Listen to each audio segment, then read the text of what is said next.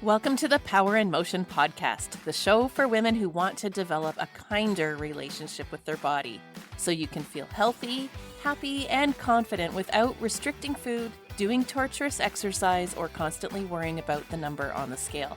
I'm your host, Kim Hagel, size-inclusive fitness specialist and certified non-diet health and life coach specializing in body image. This podcast is here to provide weight-neutral, health at every size aligned information and coaching on sustainable habits and mindset shifts so you can feel your very best in the body you have right now. Let's lace up our runners and go for a walk while we chat. Hi, friend. Welcome back to the Joyful Movement Show. I'm your host, Kim Hagel, and this is episode 60. Today, we're talking to a friend and colleague of mine, Lisa Dahl, all about how our body talk and the ways that we speak about food and bodies around home affects our kids. Lisa Dahl is a certified intuitive eating and body image health coach. Through intuitive eating, she helps women make peace with their food and body. Lisa teaches women to listen, trust, and respect their bodies to be happy, healthy, and confident at any size. At Lisa Dahl Wellness, she offers her premier program, Body Peace and Food Freedom. She has certifications in intuitive eating, health and wellness coaching, personal training, and group facilitation from Be Body Positive and gratefulness.org. Lisa's coaching philosophy is to ditch the diet and to focus on progress, not perfection. In this interview, Lisa shared all about how the early messages we send to our kids about eating, like have more, it's not time to eat this, not that, cause children to distrust their own cues and their own body.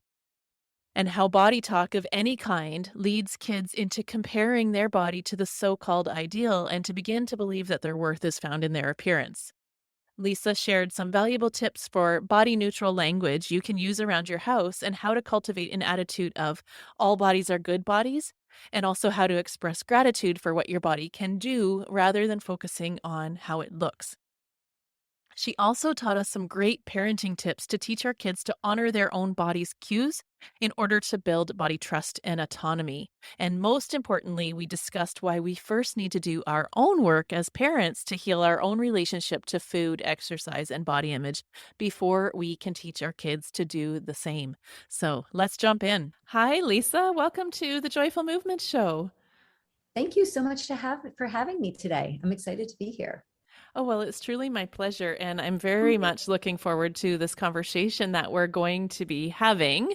But before we get into that, I would love if you could just tell us a little bit about yourself and how you came to be doing what it is that you're doing today.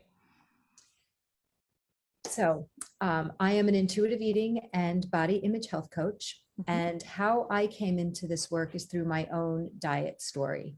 And it started when I was in elementary school. And the first time I remember really hating my body was when I was told that I needed to go to special gym because I couldn't walk on the balance beam.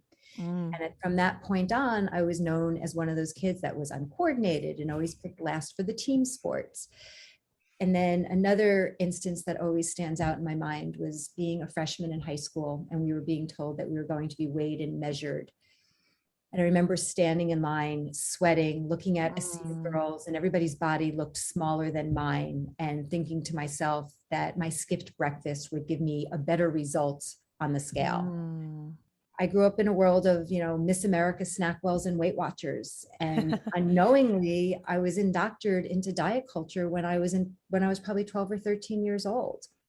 Wow. And when I shifted careers 5.5 years ago from catering into health and wellness, I believed that I was going to be a weight loss coach. I had already been dieting for 40 plus years. I was an expert. I could do it better than most people. And then I discovered the stress and anxiety of weighing myself, the stress and anxiety that I was feeling from my clients on the days that they needed to share their progress. They'd be making great strides in their actions and their behaviors and their thoughts, only to be defeated by a number on the scale that didn't reflect how hard that they were working or noticing all those changes. And because of my desire to always learn and to be the best coach that I could be, I was continually reading and researching. And I came across 3 different components: intuitive eating, health at every size, and the body positive. Yeah. And I discovered I had my own disordered eating challenges. Mhm. And I could no longer ethically or morally support anybody to lose weight. And I became a non-diet expert.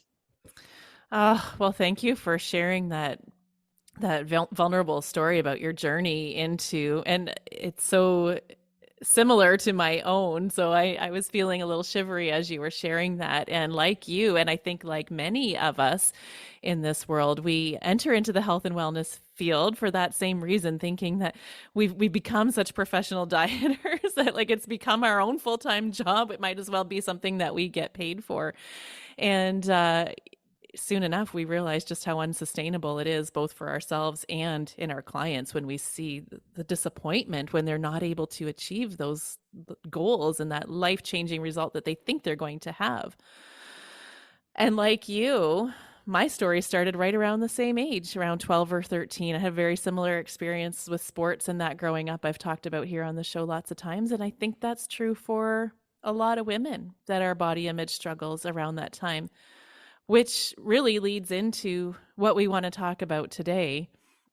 Now, it's the start of a new year, and we know that all the ads are out there bombarding us, trying to sell us the whole new you and trying to convince us that there's a better life waiting for us at the end of their weight loss program. So, here on the Joyful Movement Show this month of January, we've been talking about all of that and trying to remember the truth about dieting and intentional weight loss efforts, that, even if we do lose weight, it's not sustainable for the vast majority of the time, nor will it change your life in any way for the long term.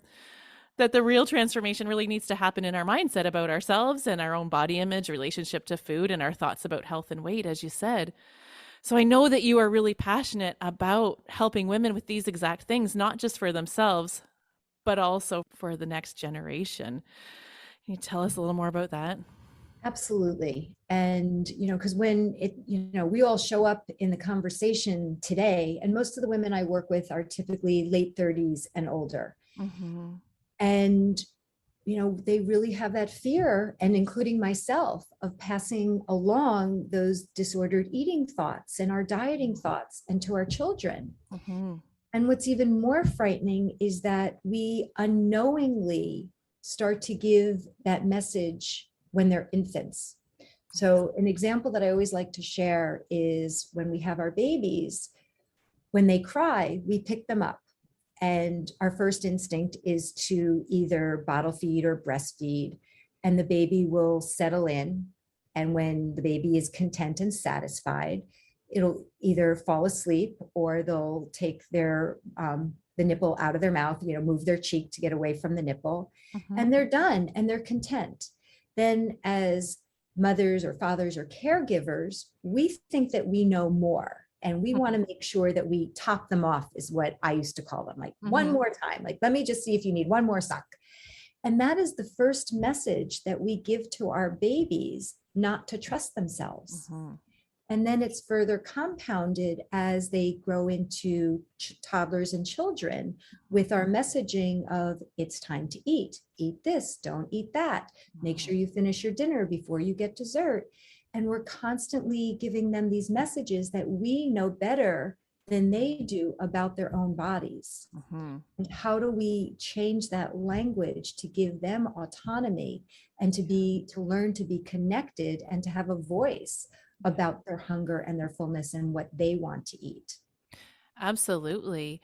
And as you say, by the time that we're 12 or 13 and experiencing body changes, and I'm speaking about like girls in particular, I know boys go through their changes too, but I know what girls go through because I've lived it, and so have you, right? So Yeah. we're there at that time, and things are so confusing, our bodies changing, and we start to really internalize those messages that we've heard. Like you said, you're standing in a lineup of girls in gym class knowing that you're going to be weighed and measured, and that dread of, my body's different, like, can you remember where you absorbed the belief that smaller was better, or was it just something that you got over time?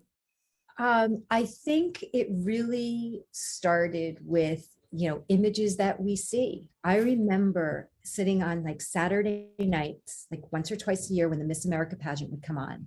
And I remember like my best childhood friend and I would sit there with our pen and our paper and getting sucked into their measurements and how tall they were. And that was beauty. That was what we were told beauty was. Mm-hmm. She grew up to be 5'2". I'm 5'5". Automatically, I am not, my thought process then was that that can't be beauty. I had a mother who was 5'10". My father was 6 foot. My brother was 6'2". I was always short. My line and my verbiage would be, well, if I could just be stretched out a little bit longer, I wouldn't have, as I grab my tummy rolls, I wouldn't have this. Ah. And that settled in, like, what messages are we seeing? Oh, you have to eat this, no fat, no this, Weight Watchers, you're going to be all of these things. We were, that's diet culture chirping in our ears day after day. Mm-hmm. And when you're not that, you believe that you don't belong. And it starts to disconnect how, your relationship with your body. Yeah, absolutely. And like you say, there is no escaping the diet culture messaging. Like it was everywhere when we were growing up and it's everywhere now. I mean, it's changed a little. We're no longer the like low fat craze and the Weight Watchers thing, but it's showing up in different ways now, but there's still very much idealized pictures of beauty and health, and anything that doesn't conform to those ideals, we internalize to think that we are wrong. Absolutely. Now, tell me if you're not comfortable answering this question, but did you see your mother controlling food and participating So, in weight loss? so that's part of the dynamic that was really a challenge, was that my mom was 5'10" and in a slender body. And my body didn't look anything like her body. Her Mm. body looked like the Miss America pageant. Ah. And my body looked like what I view now as quote unquote a traditional teenager. But the messaging was I wasn't that. Mhm. And she was always worried about my relationship to my body. And I remember, she tells a story and I don't remember it because we just talked about it this weekend. She said, I remember removing the scale from the bathroom because you were so obsessed with it. Mm. And so she was not a role model, but I remember, and my version of the story was that I would go to bed because I was younger than my brother, and I would hear the blender going and they would make milkshakes when I went to bed. And I view that as I wasn't supposed to have it.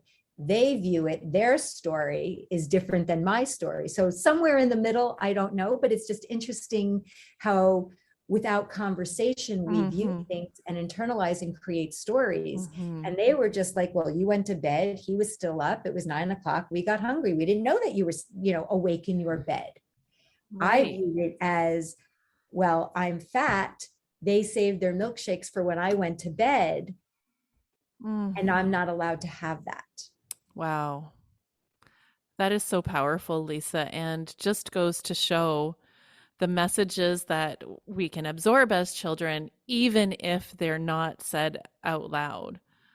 So then that brings me to the next question is like, how do children internalize messages when they do hear their moms saying negative things about their body? Not just their moms, but, aunts and grandmothers and even their fathers or other caregivers for that matter, too. And then commenting about their bodies, saying they're fat or participating in weight loss programs, weighing themselves. How does that affect kids? And from what I'm seeing is that when, as parents or caregivers, or that list that you just shared, and we say, we hate this, we don't like this, and they're looking at us, and they're kind of thinking, well, originally they're thinking, well, you look fine, I love you. They're not looking at your bodies.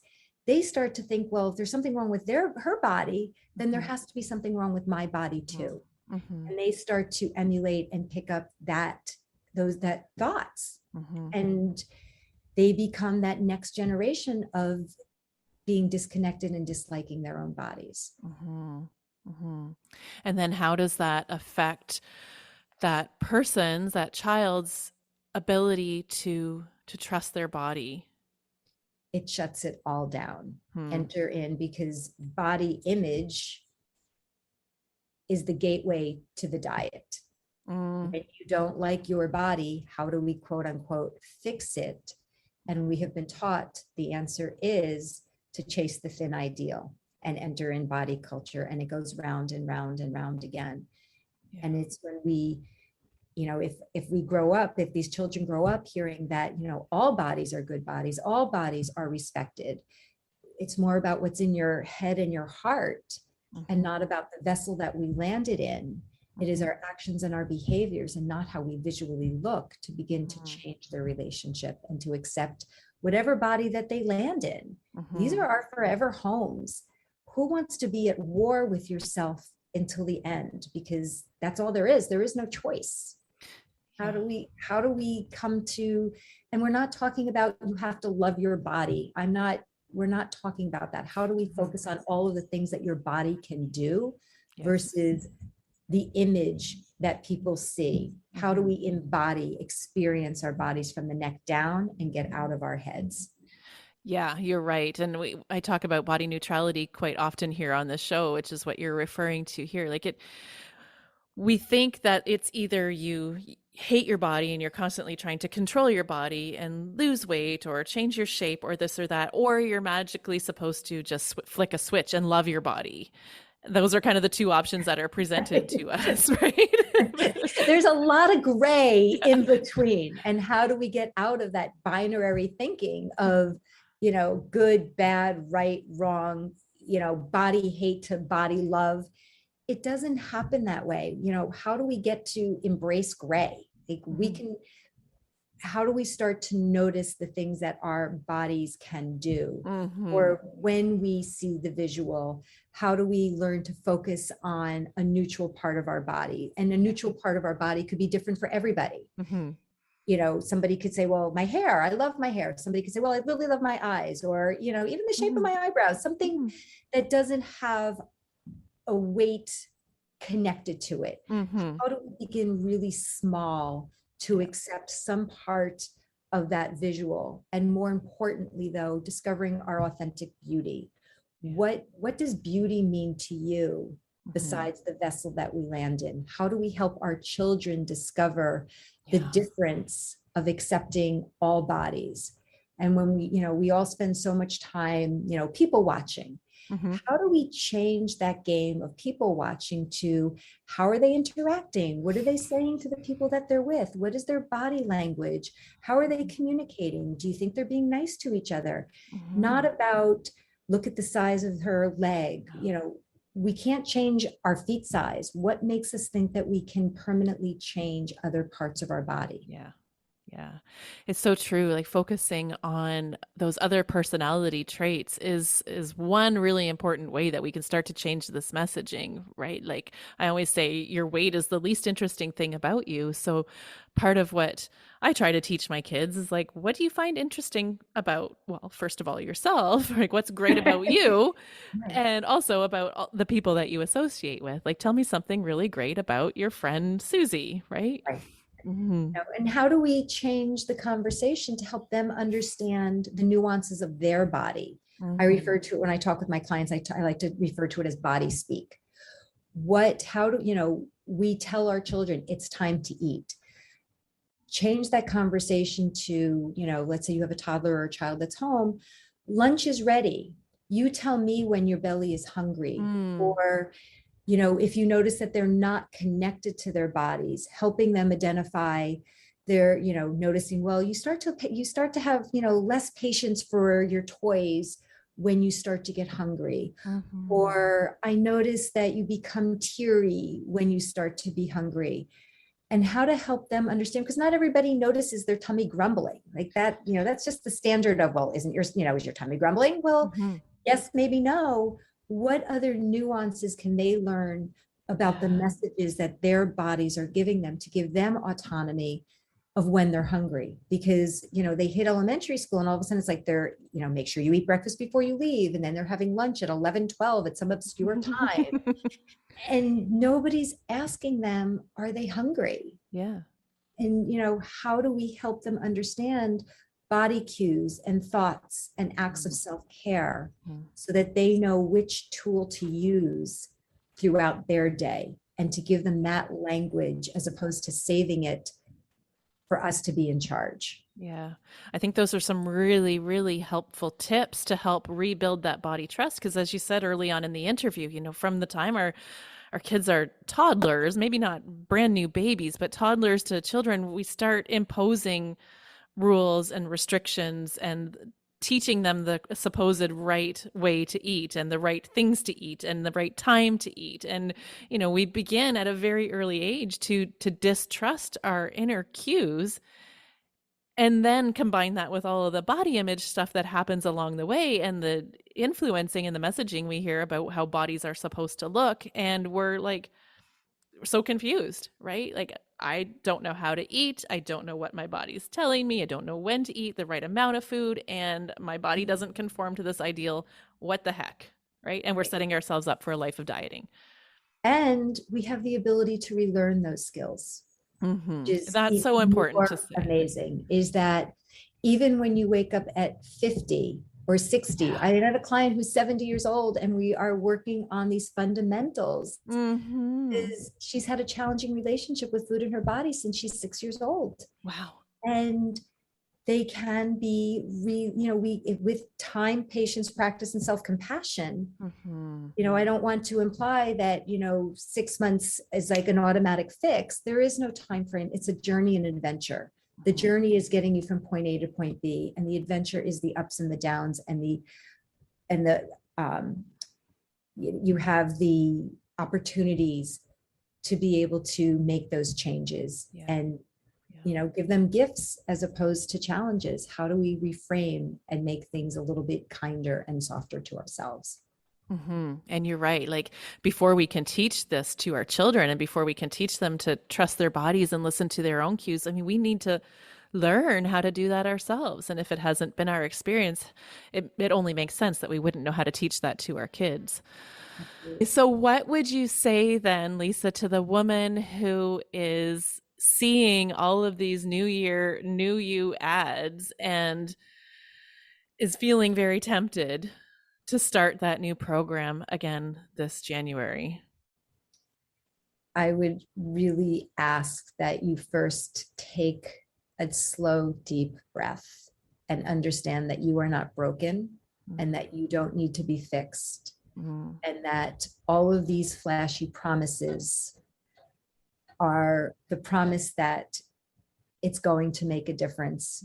And I'm guessing, based on your diet history, if this is what you are looking at, you know that it's not true, and that all they're doing is offering you a broken promise of hope, and that the diets have failed you in the past, and that you have not failed the diets. And you have a choice. Instead of working harder and harder and harder, that you can try something different. And that there is a space and place to be able to reconnect with your body in a much kinder, gentler, and compassionate way. And I refer to how I work with my clients as the 5 pillars of bringing together intuitive eating, health at every size, mindful eating, self-compassion, and non-judgmental self-awareness. It has nothing to do with the food that you choose to eat. It's helping you learn how to make those choices that make you feel good, and that you can learn how to do this. Yeah.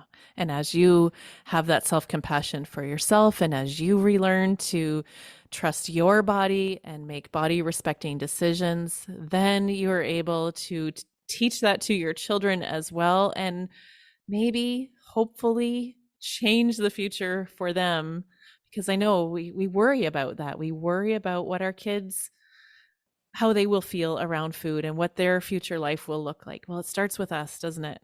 It does. And it's not just about our messages to our girls. I have a grown daughter who's 29, and I have a son who's going to be 25.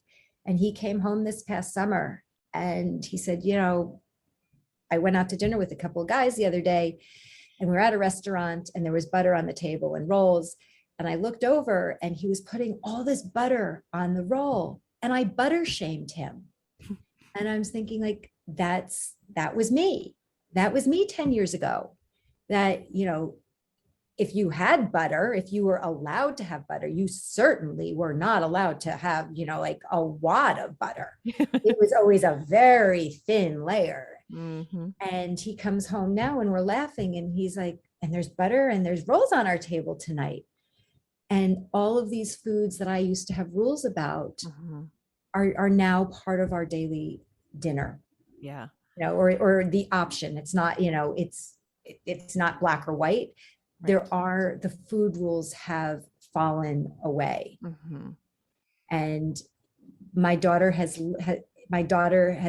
far less chatter about it than my son does, which I find so interesting, Uh-huh. because I think I really tried to protect my daughter from my disordered eating. And I didn't Oh, give much credit to the thought of how it would impact my son. interesting. So Yeah. everybody's listening. It's Mhm. not just one sex or another. You're right. Everybody is listening and Mhm. watching. Yeah. It's a really, really important point. I know, yeah, as a woman myself and knowing what I experienced as a girl growing up, I tend to think more about my girls, and you're probably right. I probably think about that more myself in terms of my language and my actions around my daughters. But it's true, our boys are listening too. So thank you for bringing that point forward as well. Is there anything else that's really pressing on your heart to share today, Lisa? Just an interesting statistic that I'd love to share, Mhm. that I hope someday in the future, 50% of 3 to 6 year old little girls have a fear of being fat. Wow. How do it's up to us as adults to change that messaging and Mhm. Mhm. to help our children accept all of our bodies, Yeah. including our own, even if we Mhm. don't love our bodies, to be able to respect our bodies so that they can cultivate self-love and to Mhm. treat their bodies with kindness and to Absolutely. treat other bodies with kindness. And it really starts with healing ourselves so that we can continue to heal and break that cycle with our next generations. Mhm. Wow, that's a really powerful statistic. And Horrifying. yeah. Hmm. Okay. Well, there's been plenty of food for thought in this conversation. I know that our listeners are going to find this very valuable, and I'm sure they will want to stay connected with you after listening to this episode. So, can you tell us a little bit about where our listeners can find you and how they can stay in touch? Absolutely.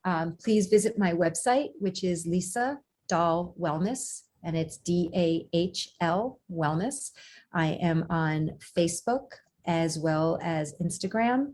And I'm happy to, I have a calendar. Please get on the calendar. Love to have a conversation and learn more about you and how I may be able to support your health and wellness journey. Mhm. Well, thank you so much for being on the show today, Lisa. I really appreciate you taking the time to share this really valuable conversation and information with our listeners. Thanks so much for being here. Thank you so much. Well, I hope you enjoyed this interview with Lisa. All of her contact information, including information about her Body Peace and Food Freedom coaching program, is linked up in the show notes. And there's a free resource that you can download there as well. Thank you from both Lisa and I for tuning in today. Be well, and here's to your radiant vitality. Thanks for tuning into the Power in Motion podcast today. If you love what you're learning here, then I invite you to take the next step of embodying these concepts into your own life so that you can live your healthiest, happiest life and never again feel held back by your body. Coaching is the fastest, most efficient pathway to taking what you know in your head to actually applying it and seeing results. Whether you're looking to make changes around movement, food, body image, or all three, I'm here to help you nurture a kind, respectful, and trusting relationship with your body so you can feel your very best. Click the link in the show notes to book a free consultation, and together we'll uncover what's getting in the way of you having the results you want. You'll leave this call knowing exactly what you need to work on, and together we'll explore whether one of my coaching offers is a good fit for you. I can't wait to meet you.